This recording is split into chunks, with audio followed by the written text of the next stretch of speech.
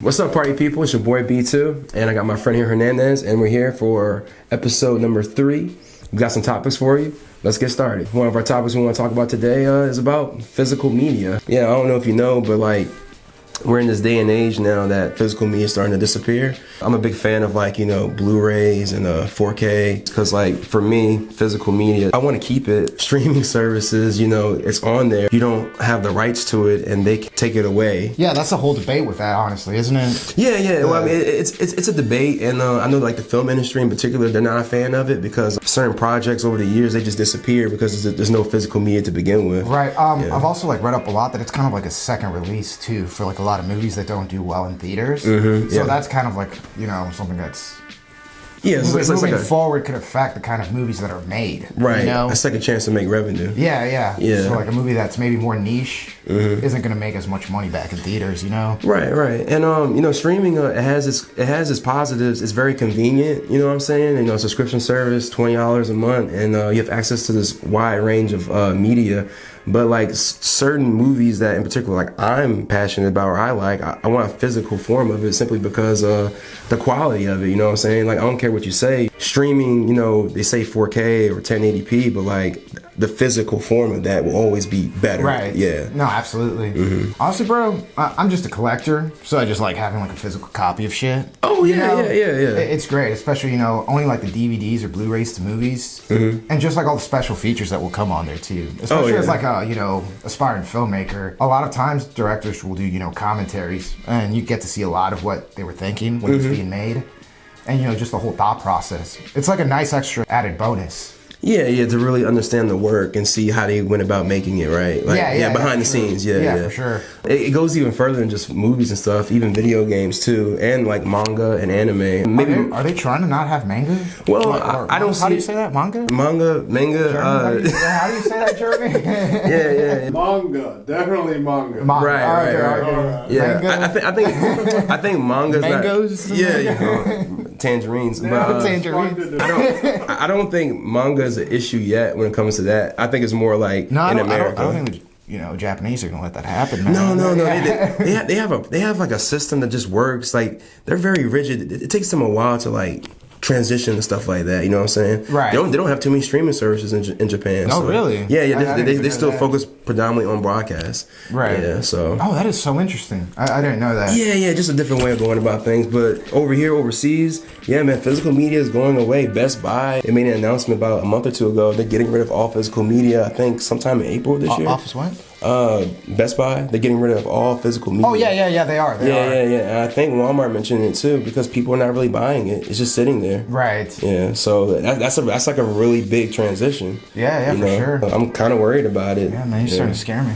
Yeah, it's really serious. I feel like I gotta go buy everything now. Right.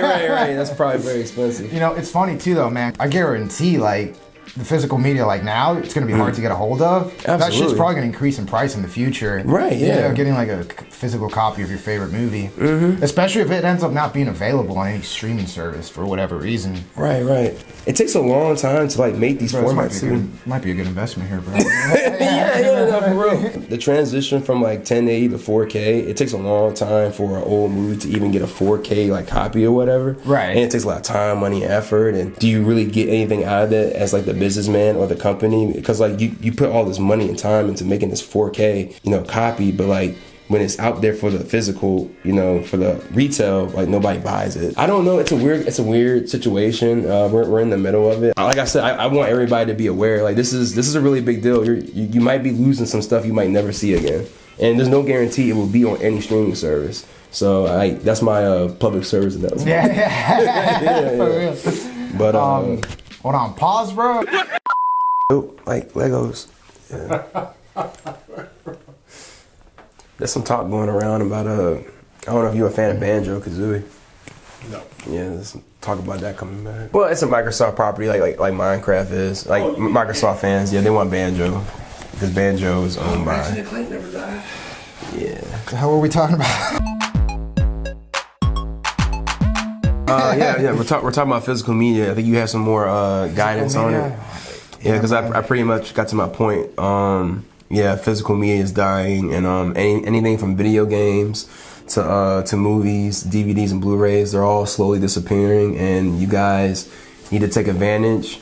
Or even honestly, I think the best way to go about it is to talk with your wallet, because if you keep subscribing to these subscription services, and I don't know, like, I think your wallet is the most powerful like voice. So like, unless you don't go into like, buying or doing the subscription services, which I don't know, I'm trying to think what's the best way to go about it. I want the convenience of subscription, but I want to be able to have the physical media too. Right. And there needs to be a workaround, because we're end up losing media. For sure. What's the solution? The solution, talking with your wallet. Honestly, maybe like sending a really nice email to the companies and telling them, hey, don't. You think they'll listen? Yeah, maybe you say it really nicely. I don't know. Money talks, bro. So no, money does talk. They've weighed out that it's not profitable. You know what I mean? Yeah. For sure. I think another good example is like video games and microtransactions. Like we don't like microtransactions. You hear that verbally and like in the internet, but what happens?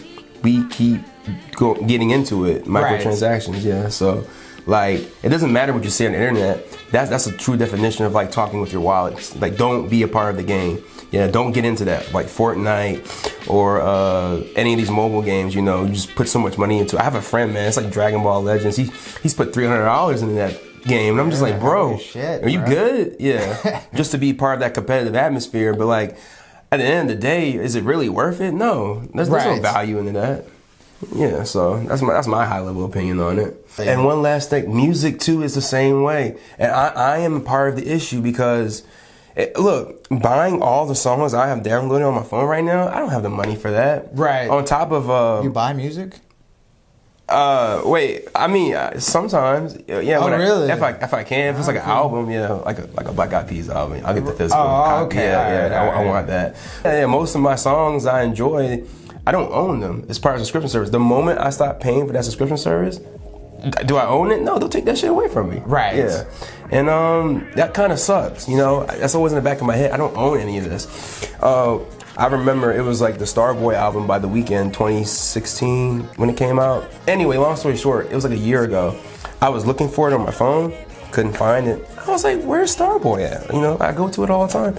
And it turns out The Weeknd had this weird, it was like a contract thing. The contract ended with YouTube Music. So all his music was like gone for a time period. Right. Yeah, so they had to renew it. It took a couple weeks, but that felt kind of like weird to me. I was like, I don't have access to it. I don't own it. You know what I'm saying? So, and these companies, they don't want us to own the music. They want to have as much control as possible.